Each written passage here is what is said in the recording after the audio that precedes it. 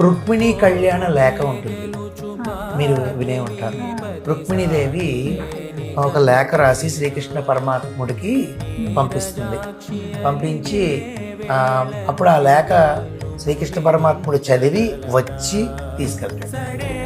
ఆ ఘట్టం ఏదైతే ఉంటుందో ఆ ఘట్టంలోనూ ఆ లేఖ ఏదైతే ఉంటుందో రుక్మిణీ కళ్యాణ లేఖ, ఆ లేఖ రాసి పసుపు పెట్టి అబ్బాయిలైనా వచ్చి ఏమండి ఇది అబ్బాయిలు ఇవ్వచ్చా, అబ్బాయిలు రాయొచ్చా, కృష్ణుడికి కదా, ఏం చెప్తాను, ఆయనకి కావాల్సింది ఇది కాదు కదా, భక్తి శుభ్రంగా రాసి పసుపు కుంకుమ పెట్టి దాని మీద ఏం గోత్రం అక్కర్లా పేరు ఎక్కర్లా, ఆయనకి తెలుసు ఎవరు రాశారు. శ్రీకృష్ణుడు ఆలయం ఎక్కడుందో ఆ ఆలయానికి వెళ్ళి అక్కడ అర్చక స్వామి వారికి ఇచ్చి స్వామి దగ్గర మీ దగ్గర ఉంచండి, స్వామి దగ్గర పెట్టండి స్వామి అని చెప్పి ఇస్తే అతి తొందరలోనే ఆయన చదివి వచ్చి ఏలుకుంటాడు తప్పకుండా.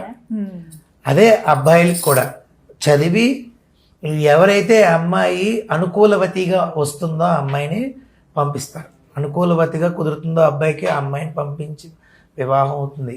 తర్వాత ఓం నమో భగవతే రుక్మిణీ వల్లభాయ స్వాహ, ఈ మంత్రం ఏదైతే ఉంటుందో మంత్రం